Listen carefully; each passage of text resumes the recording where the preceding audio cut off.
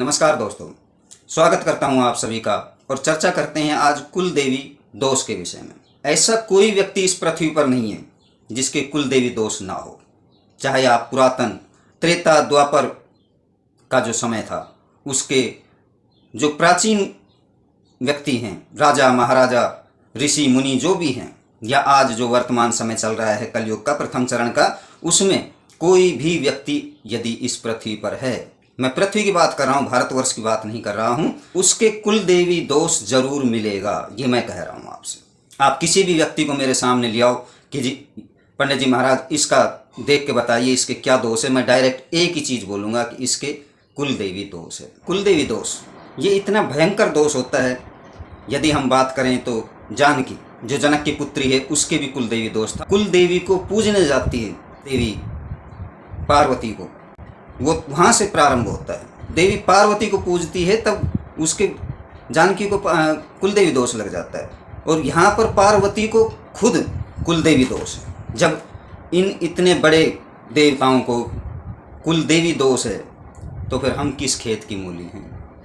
तभी तो मैंने कहा आपसे कि ऐसा कोई व्यक्ति नहीं है जिसके कुल देवी दोष ना हो। दोस्तों 16 मातृकाओं की पूजा की जाती है, ये कुल देवियों के रूप में ही होती है। कुल देवी का बड़े बड़े विद्वान मंत्र बना दिया है कि जी ये कुल देवी का मंत्र है। कुल देवी का मंत्र यदि आप शास्त्रोक्त उठा कर लेंगे, देवी पर इतिहासकारों ने और जो उनके भक्तों ने ग्रंथ लिखे हैं उनका जो लास्ट निचोड़ निकल कर आता है कि सर्वे भवन्तु सुखिनः सर्वे सन्तु निरामया सर्वे भद्राणि पश्यन्तु माँ कस्तुर्भव भावेत्, ये जो मंत्र है ये कुल देवी का मंत्र है, जो हमारी प्रथम कुल देवी होती है हमारी, जिसको हम कुल देव कहते हैं। पितृ देवता, जब पितृ देवता है तो फिर पित्राणी भी होगी, इसको हम देसी भाषा है उसमें कहते हैं।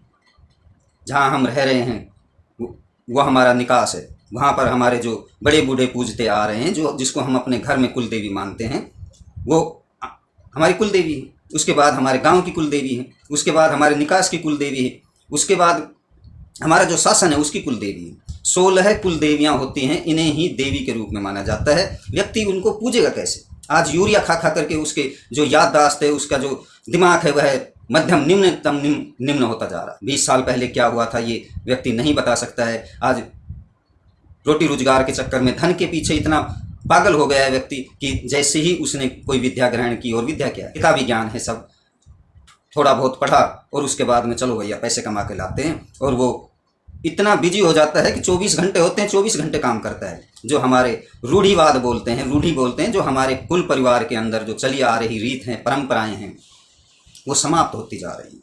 जो सदाचार जो हमें सिखाया जाता था कि भैया कैसे हमें जीवन जीना है, वो निम्न होता जा रहा है। व्यक्ति दूसरे से पूछेगा तो वो बताएगा नहीं, क्योंकि कुल पुरोहिताई गुरु पुरोहिताई है ही नहीं, समाप्त हो गई है। जब गुरु ज्ञान ही नहीं है तो कोई नहीं बताएगा। स्थानों पर जाओगे वहाँ पर तो भीड़ बन गई है, जिसकी वो कुल देवी है, लाखों के भीड़ में जो उसके बिल्कुल निजी आदमी होते हैं कि जी ये तो हमारी कुल देवी है। मैंने खुद अपना एक्सपीरियंस करके देखा है, मैं इन्हीं चीज़ों का रिसर्च करता हूँ। भारतवर्ष में घूम घूम करके मैंने यही चीज़ें देखी कि भीड़ देख ली, 1 लाख आदमी है, 50 लाख आदमी हैं उस स्थान पर, और जब वहाँ पर पूछोगे आपकी ये कुल देवी है, नहीं जी बोले हम तो यहाँ पर पिकनिक मनाने के लिए आए हैं, यहाँ पर मौसम बहुत अच्छा है, यहाँ इसलिए आए हैं, हम तो यहाँ भंडारा खाएंगे, डोलेंगे फिरेंगे और कुछ अपनी इच्छा अनुसार चढ़ाएंगे। वहाँ किसी को भी देख लो भाई, भगवान तो सबका है, जेब काटने वाले का भी है, धर्मात्मा माँ का भी है, भंडारा करने वाला का भी है, भंडारा खाने वाला का भी है।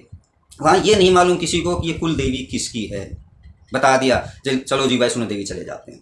करोगे क्या वैष्णो देवी जा करके? भैया वैष्णो देवी तो वैष्णो की माता है, कुल देवी भी है, वो गोत्र वाइज, कुल देवी को गोत्र वाइज निकाला जाता है। बगैर गोत्र के आप कुल देवी को पूज ही नहीं सकते हो। फिर क्यों आप बावड़े हो रहे हो कि भाई चलो मैं तो हिंगलाज माता के जाऊंगा, हिंगुड़िया गोत्र है, हिंगलाज माता है।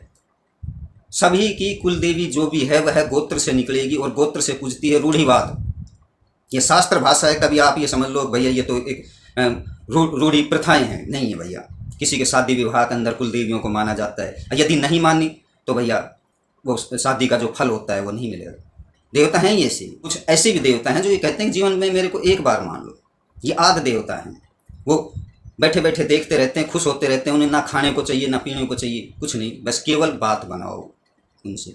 उनसे बातें करो, उनको मानो और वो उसी में आशीर्वाद देगा। बाकी जो देवता है, कुल देवी कुल देवता कुछ भी, कोई भी यदि देवता है, वो आपको सीधा गड्डी हाथ में नहीं पकड़ाएगा कि ले बेटे मेरे पास में आया है और ये ले एक गड्डी ले जा और ऐश कर। नहीं भैया, वो आशीर्वाद देगा। देवता केवल आशीर्वाद देने का है और उस आशीर्वाद से ही फलता और फूलता है।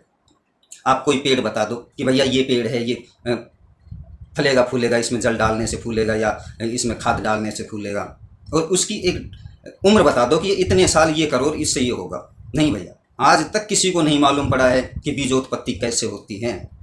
तो इन दोषों का क्या, जो मानने की बात है, गुरु पुरोहितों ने जो बता दिया, जो वहाँ पर कुल देवियों को पूज रहे हैं कि जी इनको ऐसे पूजा जाता है, ठीक है वो भी है, लेकिन जो हमारी वंश परंपरा में कुल देवी को पूजने की रीत है उसी प्रकार कुल देवियाँ पूजे नहीं। गोत्र वाइज हैं, शास्त्रों में लिखी हुई हैं, शास्त्रों को आज कोई मानता नहीं है, शास्त्रों को बेकार कर दिया कि जी ये तो बेकार है, हम ज्ञानी हैं और इनके अंदर बकवास लिखा हुआ है। क्योंकि नाना शास्त्र बना करके, और जो पंडित जन कहलाए हुए हैं कि भाई हम तो शास्त्र के लेखक हैं, उन्होंने जो अपने खुद के समझ में आई वो शास्त्र में लिख दिया, जो समझ में नहीं आई उसको हटा दिया शास्त्रों से। और यही जो अधर्मी आदमी हैं, जिन्हें विधर्मी बोला जाता है, मलेच्छ इन्हीं को ही बोला जाता है, यहूदी जो भी केवल सनातन से जो अलग हैं वो सारे यही हैं। और उन्होंने सनातन को ख़त्म किया है ताकि जो सनातन को मानने वाला दुख पाता रहे। यदि आपको भी कुल देवी दोष है तो अपना गोत्र बताइए, और गोत्र से ही कुल देवी का मालूम पड़ता है और गोत्र के अनुसार ही कुल देवी को पूजा जाता है। और ऐसा नहीं है कि आपने एक बार कुल देवी को पूज लिया कि भैया एक बार खाना खा लो और 1 महीने तक कुछ मत खाओ, ठीक है आजकल विज्ञान के माध्यम से ऐसी टैबलेट बन जाएगी कि एक बार टैबलेट खा लो और पूरे जीवन कुछ भी खाने की ज़रूरत नहीं है। नहीं भैया, ये कुल देवी दोष है, इसको तो समय समय पर मानना ही पड़ेगा। यदि आपको भी कुल देवी दोष है तो हमें कमेंट करें, अपने गोत्र, रहने का स्थान जो आपका है, आप कहाँ रहते हो और वो कुल देवी किस प्रकार पूजी जाती है, आप किस स्थान के रहने वाले हो, तभी ही कुल देवी का मालूम चलेगा। और ऐसा फिर पुनः कहता हूँ कि ऐसा कोई व्यक्ति नहीं है जिसके कुल देवी दोष ना हो। नमस्कार दोस्तों।